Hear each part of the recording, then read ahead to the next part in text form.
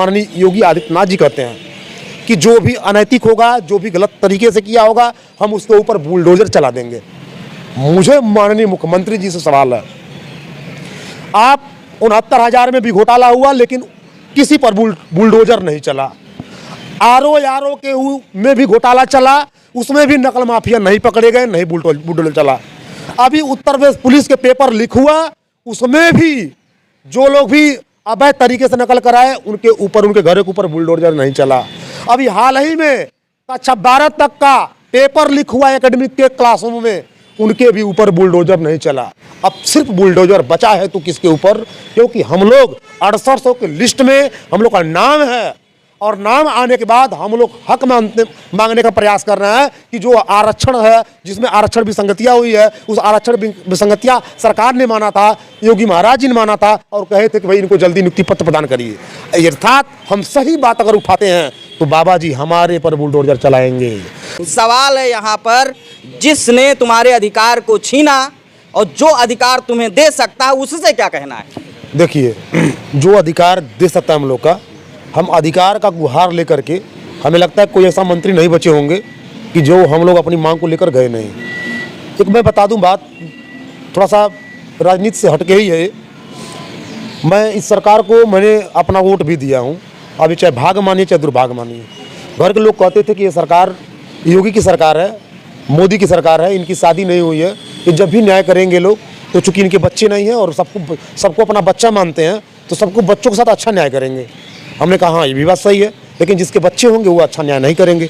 हम लोगों ने भर भर के वोट दिया, पद पर बैठाया, लेकिन जब थोड़ा बड़े हुए, पेपर दिए, टेट दिए, सुपर टेट दिए, परीक्षा पास किए, लिस्ट में नाम आ गई। लिस्ट में नाम आने के बाद जब हम अपने गोरखपुर जिले से, मैं निषाद परिवार से हूँ, आज जब मैं यहाँ आईको गार्डन में आता हूँ तब वास्तविक चेहरा अब दिखाई मुझे देने लगा कि लोग क्या कहते थे हम क्यों नहीं मानते थे।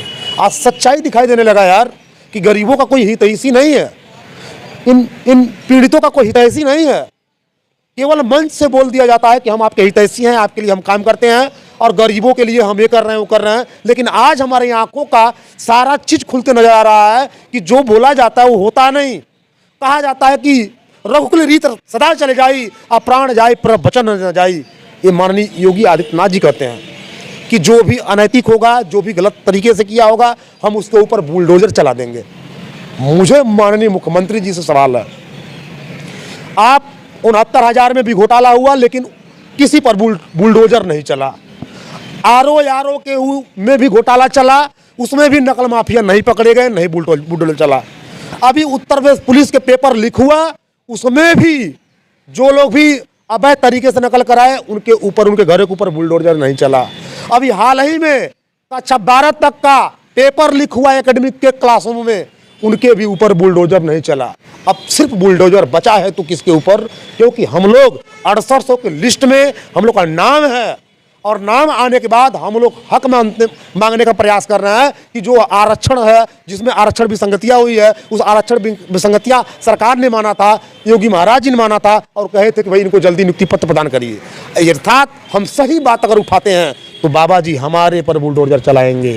हमारे 3 साथियों को जेल भेजने का कार्य उन्होंने किया, क्योंकि मेरे वो 3 साथियों हमारे सामने साथ में शाम को भोजन करते हैं, कहीं किसी ऐसे जगह पर आंदोलन नहीं करते हैं, पुलिस उन्हें यहाँ से घसीट के लेके चली जाती है और 2 दिन तक जेलों में बंद करती है और उसके बाद लाके छोड़ देती है। बुलडोजर बाबा तो सही चीजें है कि उन निहायत, उन गरीब, उन पिछड़े दलितों पर चलाया जा रहा है। अगर आप सही की मांग करेंगे तो आपको मारा जाएगा। इसलिए राम राम भजते रहो, राम राम कहते रहो। आप न्याय की बात मत करो तो आप इस समाज में जी पाओगे, अन्यथा सही बात बोल दोगे तो जी नहीं पाओगे। मेरी आंखों का ये दर्पण, ये देखने पर जो सत्य है मैं वो बोल रहा हूँ, ना तो कोई बनावटी बात बोल रहा हूँ। ये मेरी आंखें जहाँ तक देख पा रही है, जहाँ तक समझ पा रही है, अगर मेरे बातों में थोड़ी सी भी मेरे भाई सच्चाई होगा, इस चैनल माध्यम को आप शेयर करना, इस बात को वहाँ तक पहुँचाना कि मेरे बातों में क्या सच्चाई है, क्या गड़बड़ी है। मैं बचपन में सरकार को बहुत अंधभक्त था, इस सरकार को बहुत ज़्यादा मानता था। आज भी हमारे घर वाले, हम लोग सब लोग मिलकर वोट दिए थे, लेकिन आज हम कौन सा भरोसा लेके अपने मम्मी पापा के पास जाएंगे? लोग ताना मारेंगे कि तेरा लड़का इस सरकार को वोट दिया था और तेरे लड़के को इस सरकार ने बेघर कर दिया। हमारे माँ बाप के पास भी वो जवाब नहीं होगा कि उन विरोधियों को जो हम पर ताना कसेंगे, मेरे माँ बाप जवाब दे सके। माननीय योगी आदित्यनाथ जी और जो भी उनसे जुड़े हुए हैं मंत्री जी, आप सभी लोगों से निवेदन मैं करना चाहता हूं। मुझे भरोसा है, मुझे आप पर भरोसा है, मेरे माँ बाप को भरोसा है कि इस आरक्षण में जो विसंगति हुई आपने माना है और आचार संहिता से पहले आप हमें विद्यालय में भेजने का कार्य करेंगे, ताकि वो सभी विरोधियों का आप मुंह बंद करने का काम करेंगे जो हमारे और आपके खिलाफ आंदोलन करेंगे कि ये सरकार ऐसी वैसी है। मुझे भरोसा है, लेकिन ध्यान रहे, अगर मेरा ये भरोसा टूटेगा तो मैं अपनी माँ बाप का कसम खा के कहता हूं, जिस तख्त से मैं इस सरकार को बैठाना जाना हूं तो मैं उस सरकार को उतारने का बड़ी प्रयास करूंगा। इसमें कोई हर्ज नहीं है, हमने इस सरकार को बैठाया है, वोट दिया है, लेकिन अगर मेरे माँ बाप के आंसू बह गए, मैं चेतावनी नहीं दे रहा हूं, इस गरीब का, इस निषाद परिवार का आवाज है, अगर आपके कानों तक ये आवाज पहुंच रही है तो माननीय मुख्यमंत्री जी हमारे न्याय को मान लीजिए, समाज से हमें बचा लीजिए, लोगों को पीड़ा, लोगों के जो कहा सुनी है उससे बचा लीजिए, नहीं तो ये आपका निषाद गुह वोट देकर के अगर समाज का ताना सहेगा तो निश्चित रूप से हम सह नहीं पाएंगे, या तो अपने आप को आत्महत्या करेंगे या तो आपको कुर्सी से सीधे नीचे करेंगे। इसलिए मैं क्षमा चाहूंगा, आप हमारा न्याय कर दें, हम विद्यालय में जाए माननीय योगी आदित्यनाथ जी। धन्यवाद आपका।